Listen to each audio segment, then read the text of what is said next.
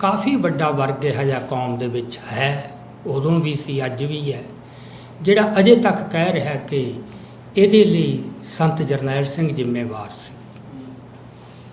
ਕਿ ਪਹਿਲੀ ਗੱਲ ਤਾਂ ਹਥਿਆਰ ਚੁੱਕਣ ਦੀ ਲੋੜ ਨਹੀਂ ਸੀ। ਅੱਜ ਕਿਹੜਾ 18ਵੀਂ ਸਦੀ ਹੈ, ਅੱਜ ਤਾਂ ਡੈਮੋਕ੍ਰੇਸੀ ਦਾ ਯੁੱਗ ਹੈ। ਤੇ ਇੱਥੇ ਤਾਂ ਮਤਲਬ ਲੋਕਾਂ ਦੀ ਰਾਏ ਮੁਤਾਬਕ ਫੈਸਲੇ ਹੋਣੇ ਨੇ ਤੇ ਸਿੱਧਾ ਇਲੈਕਸ਼ਨਾਂ 'ਚ ਪਾਰਟੀਸਪੇਟ ਕਰਦਾ, ਪਤਾ ਲੱਗ ਜਾਂਦਾ ਉਹਦੀ ਤਾਕਤ ਕਿੰਨੀ ਕੁ ਸੀ।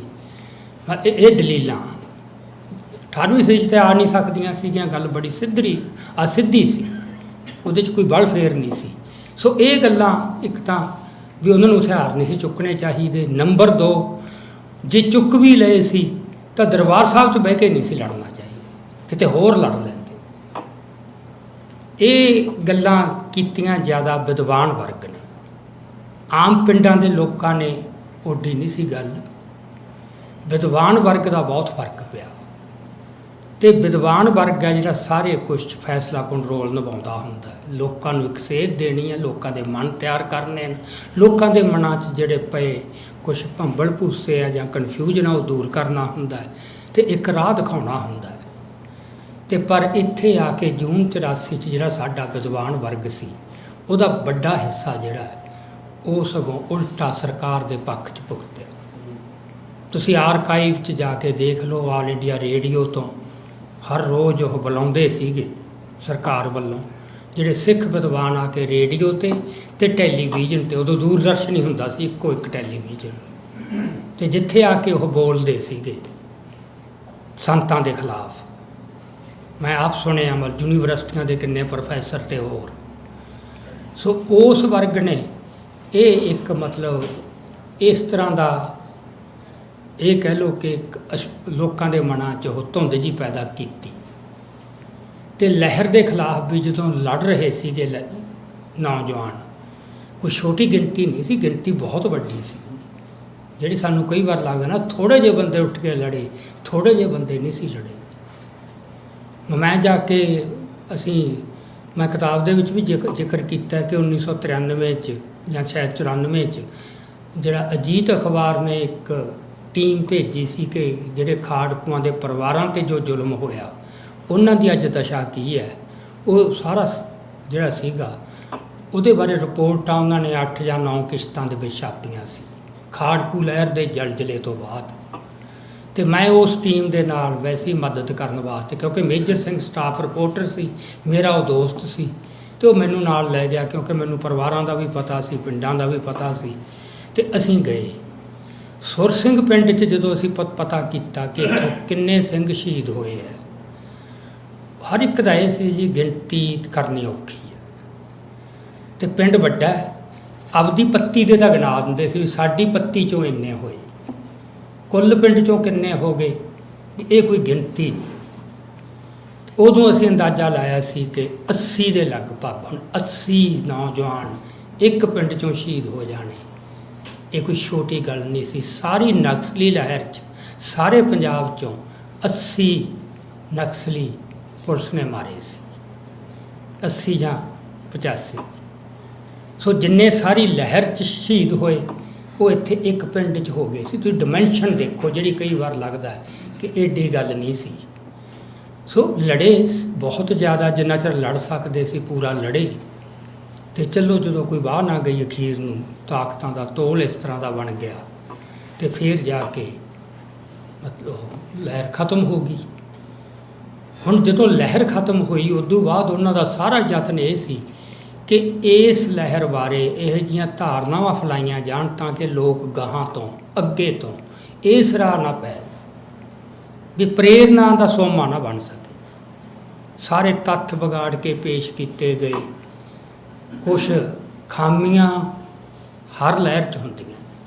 ਜੇ ਮੈਂ ਤੁਹਾਨੂੰ ਨਕਸਲੀ ਲਹਿਰ ਦੀਆਂ ਗਿਣਾਉਣ ਲੱਗ ਜਾਂ, ਉਹਦੇ 'ਚ ਵੀ ਬਹੁਤ ਕੁਛ ਇਹੋ ਜਿਹਾ ਹੋਇਆ, ਨਜਾਇਜ਼ ਕਤਲ ਵੀ ਹੋਏ, ਹੋਰ ਵੀ ਗਲਤ ਗੱਲਾਂ ਹੋਈਆਂ। ਪਰ ਇਹ ਖਾੜਕੂ ਲਹਿਰ 'ਚ ਜਿਹੜੀਆਂ ਕੁਛ ਇਸ ਤਰ੍ਹਾਂ ਦੀਆਂ ਘਾਟਾਂ ਰਹੀਆਂ, ਕਮਜ਼ੋਰੀਆਂ, ਉਹਨਾਂ ਨੂੰ ਇੰਨਾ ਮੈਗਨੀਫਾਈ ਕਰਕੇ ਪੇਸ਼ ਕੀਤਾ ਗਿਆ ਵੀ ਇਹ ਤਾਂ ਜੀ ਸਾਰੀ ਲਹਿਰ ਹੀ ਲੁਟੇਰਿਆਂ ਦੀ ਸੀ ਜਾਂ ਕਾਤਲਾਂ ਦੀ ਸੀ, ਅਤੇ ਜਾਂ ਇਹ ਕਿ ਅੰਦਰੋਂ ਆਪਦੇ ਬੰਦਿਆਂ ਨੂੰ ਮਾਰੀ ਗਏ। ਹਾਲਾਂਕਿ ਉਂਗਲਾਂ 'ਤੇ ਗਿਣਨ ਜੋਗੇ ਕੇਸ ਨੇ ਜਿਹੜੇ ਬੰਦੇ ਮਾਰੇ, ਅਤੇ ਉਹਨਾਂ ਦੇ ਕੁਛ ਕਾਰਨ ਸੀਗੇ। ਹਰ ਲਹਿਰ 'ਚ ਹੀ ਮਰਦੇ ਨੇ, ਹਰ ਲਹਿਰ 'ਚ ਇਹ ਗੱਲ ਵਾਪਰਦੀ ਹੈ। ਅਤੇ ਖਾਸ ਕਰਕੇ ਉਸ ਮੌਕੇ ਸਾਡੇ 'ਚ ਤਾਂ ਮਤਲਬ ਬੰਦੇ ਇੰਨੇ ਉਹਨਾਂ ਨੇ ਵੀ ਵਾੜੇ ਅਤੇ ਖਰੀਦੇ ਵੀ ਬੰਦੇ, ਜਿੱਥੇ ਸਰਕਾਰ ਇਸ ਤਰ੍ਹਾਂ ਦੀ ਹੈ। ਮੈਂ ਜਿੱਥੇ 18ਵੀਂ ਸਦੀ ਨੂੰ ਫਰਕ ਦੱਸਦਾ ਵੀ 18ਵੀਂ ਸਦੀ 'ਚ ਨਾ ਉਹ ਵਾੜ ਸਕਦੇ ਸੀ, ਸਿੱਖ ਬਣਾ ਕੇ ਕਿਸੇ ਨੂੰ ਮੁਸਲਮਾਨ ਨੂੰ ਭੇਜ ਸਕਣ, ਇਹ ਤਾਂ ਉਦੋਂ ਪੋਸੀਬਲ ਨਹੀਂ ਸੀ, ਨਾ ਖਰੀਦ ਸਕਦੇ ਸੀ। ਉਹ ਕਿਰਦਾਰ ਬੜੇ ਬੁਲੰਦ ਸੀ। ਸੋ ਇੱਥੇ ਆ ਕੇ ਉਹਨਾਂ ਨੇ ਸਾਰਾ ਕੁਝ ਕੀਤਾ ਅਤੇ ਹੁਣ ਉਹਨਾਂ ਦਾ ਫਿਰ ਸਾਰਾ ਯਤਨ ਇਹ ਸੀ ਕਿ ਇਸ ਲਹਿਰ ਨੂੰ ਨਾ ਇੱਕ ਇਸ ਤਰ੍ਹਾਂ ਪੇਂਟ ਕੀਤਾ ਜਾਵੇ, ਡਿਸਕ੍ਰੈਡਿਟ ਕੀਤਾ ਜਾਵੇ। ਅਤੇ ਉਹਦੇ ਵਾਸਤੇ ਸਭ ਤੋਂ ਜਿਹੜਾ ਟਰਮ ਜਾਂ ਸ਼ਬਦ ਪ੍ਰਚਲਿਤ ਕੀਤਾ, ਕਾਲਾ ਦੌਰ। ਹੁਣ ਕਾਲਾ ਦੌਰ ਜਦੋਂ ਅਸੀਂ ਕਿਸੇ ਦੌਰ ਨੂੰ ਇਤਿਹਾਸ ਦੇ ਨੂੰ ਕਹਿੰਦੇ ਹਾਂ, ਉਹ ਤਾਂ ਸ਼ਰਮਨਾਕ ਹੀ ਹੁੰਦਾ ਨਾ, ਵੀ ਮੁੜ ਕੇ ਇਹੋ ਜਿਹਾ ਨਾ ਆਵੇ। ਉਹਨੇ ਸਾਨੂੰ ਪ੍ਰੇਰਨਾ ਕੀ ਦੇਣੀ ਹੈ? ਉਹ ਤਾਂ ਸ਼ਰਮਸ਼ਾਰ ਕਰੂ ਵੀ ਸਾਡਾ ਉਹ ਕਾਲ, ਉਹ ਇੰਨਾ ਪ੍ਰਚਲਿਤ ਕਰਤਾ, ਇੰਨਾ ਜਵਾਨਾਂ 'ਤੇ ਚਾੜ੍ਹਤਾ। ਕਈ ਵਾਰ ਸਾਡੀ ਹਮਦਰਦ, ਕਿੰਨੇ ਪੱਤਰਕਾਰ ਜਿਨ੍ਹਾਂ ਦੇ ਮੂੰਹਾਂ 'ਤੇ ਚੜ੍ਹਿਆ ਪਿਆ ਇਹ ਗੱਲ, ਕਾਲਾ ਦੌਰ ਜਾਂ ਅੱਤਵਾਦ ਸ਼ਬਦ ਉਹਨੂੰ ਦੇਤਾ ਹੈ ਨਾ। ਹੁਣ ਇਸ ਗੱਲ ਦਾ ਬੜਾ ਫਰਕ ਪੈਂਦਾ, ਤੁਸੀਂ ਕਿਸੇ ਨੂੰ ਜੁਝਾਰੂ ਕਹਿਣਾ ਕਿ ਅੱਤਵਾਦੀ ਕਹਿਣਾ ਜਾਂ ਦਹਿਸ਼ਤਗਰਦ ਕਹਿਣਾ। ਸੋ ਇਸ ਤਰ੍ਹਾਂ ਮਤਲਬ ਜਿਹੜਾ ਇਹ ਇੱਕ ਯਤਨ ਕੀਤਾ ਗਿਆ। ਸੋ ਮੈਂ ਜਿਹੜੀ ਗੱਲ ਦੇ ਉੱਤੇ ਆ ਰਿਹਾ ਜਾਂ ਜ਼ੋਰ ਦੇ ਰਿਹਾ ਕਿ ਜਿਹੜੀ ਗੁਲਾਮੀ ਨੇ ਸਾਡੇ ਉੱਤੇ ਕਿਹੋ ਜਿਹੇ ਅਸਰ ਪਾਏ, ਸਾਡੀ ਮਾਨਸਿਕਤਾ ਉੱਤੇ ਕਿਹੋ ਜਿਹੇ ਅਸਰ ਪਾਏ, ਜਿਹੜੇ 18ਵੀਂ ਸਦੀ 'ਚ ਹੈ ਨਹੀਂ ਸੀ। ਸੋ ਉਹਦੇ 'ਚੋਂ ਇਹ ਸੀ ਕਿ ਇੰਨੇ ਲੰਮੇ ਸਮੇਂ ਦੇ ਵਿੱਚ ਕਈ ਪੁਸ਼ਤਾਂ ਲੰਘ ਗਈਆਂ ਨਾ, 1849 ਤੋਂ ਲੈ ਕੇ 1984 ਤੱਕ ਕਿੰਨੀਆਂ ਪੀੜ੍ਹੀਆਂ ਗੁਜ਼ਰ ਗਈਆਂ ਹੋਣਗੀਆਂ। ਸੋ ਕਿੰਨੇ ਜੈਲਦਾਰ, ਕਿੰਨੇ ਨੰਬਰਦਾਰ, ਕਿੰਨੇ ਉਹਨਾਂ ਦੇ ਹੋਰ ਟਾਊਟ, ਸਵੈਦਪੋਸ਼, ਉਹ ਤਾਂ ਸੀ ਪੇਸ਼ਾਵਰ ਜਿਹੜੇ ਬਕਾਇਦਾ ਪੇਡ ਹੁੰਦੇ ਸੀ, ਜਿਨ੍ਹਾਂ ਨੂੰ ਤਨਖਾਹ ਦਿੱਤੀ ਜਾਂਦੀ ਸੀ। ਵੈਸੇ ਇੱਕ ਜਿਹੜਾ ਹੈਗਾ ਰਾਜ ਭਗਤੀ ਦਾ ਜਜ਼ਬਾ ਜਿਹੜਾ ਸਿੱਖਾਂ 'ਚ ਕਦੇ ਵੀ ਨਹੀਂ ਸੀ, ਕਿ ਸਿੱਖ ਦੀ ਪਹਿਲੀ ਵਫਾਦਾਰੀ ਕਿਹਦੇ ਪ੍ਰਤੀ ਹੈ? ਪਹਿਲੀ ਵਫਾਦਾਰੀ ਸਿੱਖ ਦੀ ਹੋ ਗੁਰੂ ਪ੍ਰਤੀ, ਕਿ ਗੁਰੂ ਤੋਂ ਉੱਪਰ ਸਿੱਖ ਵਾਸਤੇ ਹੋਰ ਕੁਛ ਨਹੀਂ। ਜਿਹੜਾ ਇਹ ਲਿਆਂਦਾ ਨਾ ਕਿ ਧਰਮ ਜਿਹੜਾ ਦੇਸ਼ ਹੈ ਉਹ ਗੁਰੂ ਤੋਂ ਵੀ ਵੱਡਾ ਹੈ।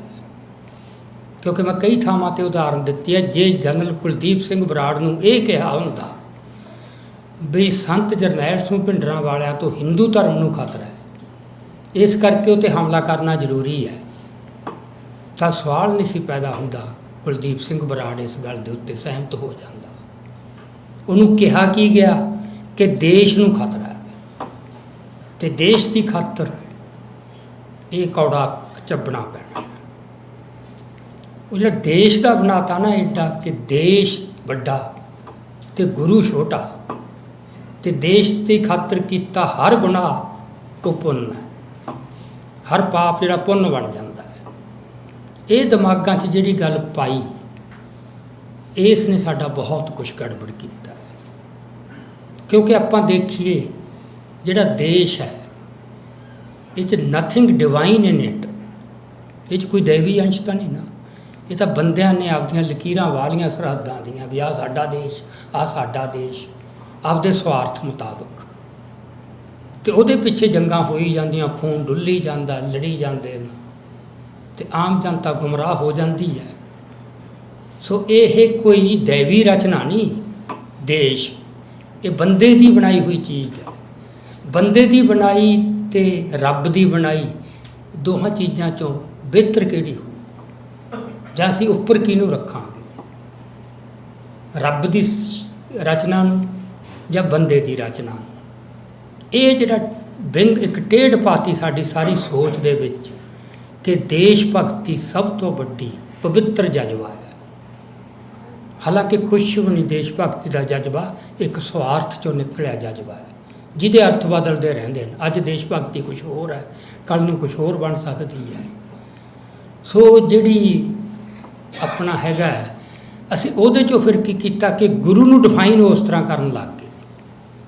ਜਿੱਥੇ ਫਰਕ ਪਿਆ, ਮੈਂ ਜਿਹੜੀ ਗੱਲ 'ਤੇ ਹੁਣ ਗੱਲ ਕਰਨੀ ਚਾਹੁੰਦਾ, ਜਿਹਨੂੰ ਸਮਝਣਾ ਬਹੁਤ ਜ਼ਰੂਰੀ ਹੈ, ਜਿੱਥੋਂ ਸਾਡੀਆਂ ਸਾਰੀਆਂ ਮਸਲਿਆਂ ਦਾ ਇਹ ਕਹਿ ਲਓ ਕਿ ਕੁੰਜੀ ਹੈ, ਹੱਲ ਨਿਕਲ ਸਕਦਾ, ਕਿ ਗੁਰੂ ਨੂੰ ਅਸੀਂ ਕਿਵੇਂ, ਜਦੋਂ ਅਸੀਂ ਕਹਿੰਦੇ ਹਾਂ ਨਾ ਵੀ ਸਾਡੀ ਪਹਿਲੀ ਵਫਾਦਾਰੀ ਗੁਰੂ ਨਾਲ ਹੈ, ਅਸੀਂ ਸਭ ਤੋਂ ਵੱਧ ਗੁਰੂ ਨੂੰ ਪਿਆਰ ਕਰਦੇ ਹਾਂ। ਦੇਖੋ, ਜਦੋਂ ਤੱਕ ਗੁਰੂ ਸਾਹਿਬ ਖੁਦ ਮੌਜੂਦ ਸੀ ਜਿਸਮਾਨੀ ਰੂਪ ਵਿੱਚ, ਉਦੋਂ ਤੱਕ ਕੋਈ ਰੌਲਾ ਨਹੀਂ ਸੀ। ਉਹਨਾਂ ਦਾ ਇੱਕ ਔਰਾ, ਉਹਨਾਂ ਦਾ ਇੱਕ ਆਬਾ ਦਾ ਮੰਡਲ, ਉਹਦੇ ਵਿੱਚ ਜਾ ਕੇ ਬੰਦਾ ਸਭ ਕੁਛ, ਉਹਦੇ 'ਚ ਕੋਈ ਮਤਲਬ ਕੋਈ ਮਸਲਾ ਨਹੀਂ ਸੀ ਰਹਿੰਦਾ। ਉਹਨੂੰ ਚੀਜ਼ਾਂ ਐਨ ਸ਼ੁੱਧ ਦਿਸਣ ਲੱਗ ਪੈਂਦੀਆਂ ਸੀ। ਇਹ ਹੁਣ ਆਪਣਾ ਤਜਰਬਾ ਨਹੀਂ, ਇਸ ਕਰਕੇ ਆਪਾਂ ਇਹਨੂੰ ਅਹਿਸਾਸ ਨਹੀਂ ਕਰ ਸਕਦੇ, ਮਹਿਸੂਸ ਨਹੀਂ ਕਰ ਸਕਦੇ ਵੀ ਗੁਰੂ ਦੀ ਪ੍ਰੈਜੈਂਸ ਭਲਾ ਕਿਹੋ ਜਿਹੀ ਹੁੰਦੀ ਹੋ, ਕਿਉਂਕਿ ਇਸ ਤੋਂ ਹੁਣ ਕਿੰਨੀ ਦੂਰ ਆ ਚੁੱਕਿਆ, ਕਿੰਨੀਆਂ ਪੀੜ੍ਹੀਆਂ। ਅਸੀਂ ਤਾਂ ਕਿਤਾਬਾਂ 'ਚ ਹੀ ਪੜ੍ਹਿਆ ਜਾਂ ਸੁਣਿਆ, ਲੈਕਚਰਾਂ ਤੋਂ, ਲੋਕਾਂ ਤੋਂ, ਦੂਜੇ ਰਾਹੀਂ ਆਇਆ। ਪਰ ਮੈਂ ਇੱਕ ਘਟਨਾ ਤੁਹਾਡੇ ਨਾਲ ਸਾਂਝੀ ਕਰਦਾ ਜਿੱਥੋਂ ਸਾਨੂੰ ਕੁਝ ਅੰਦਾਜ਼ਾ ਲੱਗ ਸਕਦਾ। ਉਹ ਮੈਨੂੰ ਕੁਝ ਬੰਦੇ ਨੇ ਦੱਸੀ ਕਿ ਜਦੋਂ 6ਵੇਂ ਪਾਤਸ਼ਾਹ ਉੱਧਰ ਬਠਿੰਡੇ 'ਚ ਮਹਾਰਾਜ ਦੇ ਇਲਾਕੇ 'ਚ ਗਏ ਹੋਏ ਸੀ, ਅਤੇ ਉੱਥੇ ਉਹਨਾਂ ਨੇ ਕੁਛ ਦਿਨ ਪੜ੍ਹਾਅ ਕੀਤਾ, ਅਤੇ ਉਹ ਆਪਣਾ ਪ੍ਰਵਚਨ ਕਰਦੇ ਹੁੰਦੇ ਸੀ ਕਿ ਸੰਗਤ ਨੂੰ ਮਿਲਦੇ ਹੁੰਦੇ ਸੀ। ਉਦੋਂ ਮੁਗਲਾਂ ਦਾ ਰਾਜ ਸੀ, ਅਤੇ ਮੁਗਲਾਂ ਦੀ ਜਿਹੜੇ ਥੱਲੇ ਅਹਿਲਕਾਰ ਹੁੰਦੇ ਸੀ, ਅਧਿਕਾਰੀ ਹੁੰਦੇ ਸੀ, ਉਸ ਇਲਾਕੇ ਦੇ ਇੱਕ ਅਧਿਕਾਰੀ ਨੇ ਇੱਕ ਸਿੱਖ ਬੀਬੀ ਨੂੰ ਜਬਰੀ ਚੁੱਕ ਕੇ ਉਹਦੇ ਨਾਲ ਨਿਕਾਹ ਕਰ ਲਿਆ, ਉਹਨੂੰ ਆਪਦੀ ਬੇਗਮ ਬਣਾ ਲਿਆ। ਅਤੇ ਉਹ ਇਲਾਕੇ ਦਾ ਉਹ ਸੀਗਾ ਕਾਰ ਮੁਖਤਿਆਰ ਅਫਸਰ ਸੀ ਸਮਝ ਲਓ। ਅਤੇ ਉਹ ਇੱਕ ਦਿਨ ਘੋੜੇ 'ਤੇ ਆਪਦੇ ਬੰਦਿਆਂ ਨੂੰ ਨਾਲ ਲੈ ਕੇ ਆਪਦੇ ਕੰਮਕਾਰ 'ਚ ਨਿਕਲ ਗਿਆ। ਅਤੇ ਜਦੋਂ ਬੀਬੀ ਦੇ ਉਹ ਕੰਨਾਂ 'ਚ ਗੱਲ ਪਈ ਕਿ ਅੱਜ 6ਵੇਂ ਪਾਤਸ਼ਾਹ ਮਹਾਰਾਜ ਉਹਨਾਂ ਨੇ ਦਰਸ਼ਨ ਦੇਣੇ ਆ ਸੰਗਤਾਂ ਨੂੰ, ਉਹ ਤੋਂ ਕੰਟਰੋਲ ਨਾ ਹੋਇਆ, ਭਾਵੇਂ ਕਿ ਉਹ ਮਜਬੂਰੀ ਬਸ ਬੇਗਮ ਬਣ ਚੁੱਕੀ ਸੀਗੀ ਉਸਦੀ। ਅਤੇ ਉਹਨੇ ਮਤਲਬ ਆਪਦੇ ਨੌਕਰਾਂ ਨੂੰ ਕਿਹਾ, ਨੌਕਰੀ ਉਦੋਂ ਪਾਲਕੀ 'ਚ ਲਿਜਾਂਦੇ ਹੁੰਦੇ ਸੀ ਵੱਡੇ ਘਰਾਂ ਦੀਆਂ ਜਿਹੜੀਆਂ ਔਰਤਾਂ ਨੂੰ, ਉਹ ਪਾਲਕੀ ਤਿਆਰ ਕੀਤੀ ਅਤੇ ਪਾਲਕੀ 'ਚ ਉਹ ਨਾਲ ਚਲੀ ਗਈ। ਉੱਥੇ ਜਾ ਕੇ ਉਹਨੇ ਜਾ ਕੇ ਦਰਬਾਰ 'ਚ ਬਹਿ ਗਈ। 6ਵੇਂ ਪਾਤਸ਼ਾਹ ਪ੍ਰਵਚਨ ਕਰ ਰਹੇ ਸੀ। ਇੰਨੇ ਨੂੰ ਉਹ ਬੰਦਾ ਮੁੜ ਕੇ ਆਇਆ, ਮੁੜਦਾ ਹੋਇਆ। ਉਹਨੇ ਜਦੋਂ ਲੰਘਣ ਲੱਗਿਆ, ਉਂਝ ਹੀ ਉਹਦੀ ਨਿਗਾਹ ਪੈ ਗਈ ਪਾਲਕੀ 'ਤੇ, ਬਾਹਰ ਰੱਖੀ ਸੀ ਪਾਲਕੀ, ਅਤੇ ਉਹਨੇ ਪਛਾਣ ਲਈ ਵੀ ਪਾਲਕੀ। ਇਹ ਉਹਨੂੰ ਪਤਾ ਸੀ ਕਿ ਇਹ ਸਿੱਖਾਂ ਦੇ ਘਰ ਦੀ ਕੁੜੀ ਹੈ। ਅਤੇ ਉਹਨੂੰ ਇੱਕਦਮ ਜਿਵੇਂ ਨਾ ਕ੍ਰੋਧ ਚੜ੍ਹਿਆ, ਅਤੇ ਤਲਵਾਰ ਉਹਨੇ ਖਿੱਚ ਲਈ ਮਿਆਨ 'ਚੋਂ, ਅਤੇ ਅੰਦਰ ਵੜਿਆ ਤੰਬੂ ਦੇ, ਚਾਦਰ ਹਟਾ ਕੇ, ਵੀ ਉਹਨੂੰ ਦੇਖ ਰਿਹਾ ਹੈ ਵੀ ਕਿੱਥੇ ਜੇ ਬੈਠੀ ਹੈ, ਵੀ ਮੈਂ ਸਿਰ ਲਾ ਹੀ ਦੇਣਾ ਉਹਦਾ। ਐਂ ਕਹਿੰਦੇ ਜਦੋਂ ਉਹ ਲੱਭ ਰਿਹਾ ਉਹਨੂੰ, ਅਤੇ ਉਹਦੀ ਕਿਤੇ ਨਜ਼ਰ 6ਵੇਂ ਪਾਤਸ਼ਾਹ ਨਾਲ ਜਾ ਮਿਲੀ ਬੈਠਿਆਂ ਨਾਲ। ਬਸ ਜਦੋਂ ਉਹਨਾਂ ਨੂੰ ਨਜ਼ਰ ਜਾ ਮਿਲੀ, ਬਸ ਤਲਵਾਰ ਉੱਥੋਂ ਡਿੱਗ ਪਈ। ਮਤਲਬ ਗੁਰੂ ਦਾ ਹੀ ਜਿਹੜਾ ਇੱਕ ਹੈਗਾ ਨਾ, ਉਹਦੇ 'ਚ ਕੀ ਸੀ। ਹੁਣ ਅਸੀਂ ਪੜ੍ਹਿਆ ਕਿਤਾਬਾਂ 'ਚ ਗੁਰੂ, ਜਾਂ ਸੁਣਿਆ ਵਿਦਵਾਨਾਂ ਤੋਂ, ਜਾਂ ਢਾਡੀਆਂ ਤੋਂ, ਜਾਂ ਕਥਾਕਾਰਾਂ ਤੋਂ, ਉਸ ਗੱਲ 'ਚ ਬੜਾ ਫਰਕ ਪੈਂਦਾ ਹੈ। ਉਹ ਫਰਕ ਕੀ ਪੈ ਗਿਆ ਕਿ ਅਸੀਂ ਗੁਰੂ ਨੂੰ ਹੋਰ ਤਰ੍ਹਾਂ ਡਿਸਕ੍ਰਾਈਬ ਕਰਨਾ ਸ਼ੁਰੂ ਕਰਤਾ। ਤੁਸੀਂ ਅਕਸਰ ਸੁਣਦੇ ਹੋਵੋਗੇ, ਪੜ੍ਹਦੇ ਹੋਵੋਗੇ, ਜਿਹੜਾ ਅੱਜ ਕੱਲ੍ਹ ਦੇ ਵਿਦਵਾਨ ਨਾ, ਆਧੁਨਿਕ ਵਿਦਵਾਨ, ਉਹਨਾਂ ਦੇ ਮੈਂ ਕਿਤਾਬ 'ਚ ਜ਼ਿਕਰ ਵੀ ਬਹੁਤ ਕੀਤਾ ਕਿਸ ਵਿਦਰੋਲੀ ਪਾਤਸ਼ਾਹੀ 'ਚ, ਕਿ ਉਹ ਕਿਹੜੇ ਲਕਬ, ਕਿਹੜੇ ਵਿਸ਼ੇਸ਼ਣ ਵਰਤਦੇ ਨੇ ਗੁਰੂ ਬਾਰੇ, ਕਿ ਗੁਰੂ ਸਾਹਿਬ ਬਹੁਤ ਵੱਡੇ ਦੇਸ਼ ਭਗਤ ਸੀ। ਮਤਲਬ ਇੱਕ ਪ੍ਰੋਫੈਸਰ ਨੇ ਪੰਜਾਬੀ ਯੂਨੀਵਰਸਿਟੀ ਦੇ ਹੈੱਡ ਆਫ ਦੀ ਡਿਪਾਰਟਮੈਂਟ ਨੇ ਇਹ ਲਿਖਿਆ ਕਿ ਪੋਰਸ ਤੋਂ ਬਾਅਦ ਗੁਰੂ ਨਾਨਕ ਪਹਿਲੇ ਪੁਰਸ਼ ਹੋਏ ਜਿਨ੍ਹਾਂ ਨੇ ਪੰਜਾਬ ਦੀ ਖਾਤਰ ਆ ਕੀਤਾ। ਕਿੱਥੇ ਪੋਰਸ ਅਤੇ ਕਿੱਥੇ ਗੁਰੂ ਸਾਹਿਬ। ਮੈਂ ਤੁਲਨਾ ਤੂੰ ਕਿਸ ਲੈਵਲ 'ਤੇ ਲਿਆ ਕੇ ਸੁੱਟਦੇ ਨੇ। ਮੈਂ ਦੇਸ਼ ਭਗਤ ਕਹਿਣਾ, ਦੂਜਾ ਕਹਿੰਦੇ ਨੇ ਵੀ ਉਹ ਬਹੁਤ ਵੱਡੇ ਸਮਾਜ ਸੁਧਾਰਕ ਸੀ, ਤੀਜੇ ਉਹ ਕਹਿੰਦੇ ਨੇ ਬਹੁਤ ਵੱਡੇ ਜਰਨੈਲ ਸੀ, ਚੌਥਾ ਉਹ ਕਹਿੰਦੇ ਨੇ ਕਿ ਬਹੁਤ ਵੱਡੇ ਕਵੀ ਸੀ। ਹੁਣ ਆਪਾਂ ਨੂੰ ਅਪੇਰੈਂਟਲੀ ਦੇਖਣ ਨੂੰ ਇਹ ਲੱਗਦਾ ਕਿ ਗੁਰੂ ਦੀ ਬੜੀ ਉਪਮਾ ਮਹਿਮਾ ਹੋ ਰਹੀ ਹੈ, ਪਰ ਦੇਸ਼ ਭਗਤ ਹੋਣਾ, ਸਮਾਜ ਸੁਧਾਰਕ ਹੋਣਾ, ਕਵੀ ਹੋਣਾ, ਜਰਨੈਲ ਹੋਣਾ, ਇਹਨਾਂ 'ਚੋਂ ਕੋਈ ਵੀ ਜਿਹੜੀ ਸਿਫਤ ਹੈ ਜਾਂ ਗੁਣ ਹੈ, ਇਹ ਦੈਵੀ ਨਹੀਂ, ਇਹ ਦੁਨਿਆਵੀ ਹੈ। ਇਸ ਕਰਕੇ ਤੁਹਾਨੂੰ ਦੇਸ਼ ਭਗਤ ਇੱਕ ਨਹੀਂ, ਹਜ਼ਾਰਾਂ ਲੱਖਾਂ ਮਿਲ ਜਾਣਗੇ, ਕਵੀ ਹਜ਼ਾਰਾਂ ਲੱਖਾਂ ਮਿਲ ਜਾਣਗੇ, ਸਮਾਜ ਸੁਧਾਰਕ ਪੈਰ ਪੈਰ 'ਤੇ ਮਿਲ ਜਾਣਗੇ। ਸੋ ਗੁਰੂ ਨੂੰ ਜਦੋਂ ਤੁਸੀਂ ਇਸ ਤਰ੍ਹਾਂ ਗੁਰੂ ਦੀ ਉਪਮਾ ਕਰਨ ਲੱਗ ਗਏ ਇਹ ਜਿਹੀਆਂ ਟਰਮਸ ਦੇ ਵਿੱਚ, ਫਿਰ ਗੁਰੂ ਦੀ ਜਿਹੜਾ ਹੈਗਾ ਨਾ ਇੱਕ ਸੋਹਜ, ਉਹਦੀ ਗ੍ਰੇਸ, ਉਹ ਨਹੀਂ ਰਹਿੰਦੀ। ਗੁਰੂ ਦੀ ਜਦੋਂ ਸਿਫਤ ਕਰਨੀ ਹੈ ਉਹ ਸਿਰਫ ਦੈਵੀ ਰੂਪ ਦੇ ਵਿੱਚ, ਜਾਂ ਜਿਵੇਂ ਹਰਿੰਦਰ ਸਿੰਘ ਮਹਿਬੂਬ ਨੇ ਕਿਹਾ, ਗੁਰੂ ਦੀ ਸਿਫਤ ਸਿਰਫ ਗੁਰੂ ਦੀ ਸਿਫਤ ਹੈ, ਹੋਰ ਕਿਸੇ ਦੀ ਹੋ ਨਹੀਂ ਸਕਦੀ।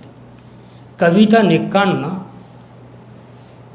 ਸੋ ਦੈਵੀ ਜਿਹੜਾ ਹੈਗਾ ਪੱਖ, ਉਹ ਜਦੋਂ ਮਾਈਨਸ ਹੋ ਜਾਂਦਾ ਹੈ ਤੇ ਤੁਸੀਂ ਦੁਨਿਆਵੀ ਗੱਲਾਂ ਨਾਲ ਗੁਰੂ ਦੀ ਉਪਮਾ ਕਰਨ ਲੱਗ ਜਾਂਦੇ ਹੋ, ਫਿਰ ਤੁਹਾਨੂੰ ਗੁਰੂ ਉਸ ਰੂਪ 'ਚ ਪ੍ਰਭਾਵਿਤ ਨਹੀਂ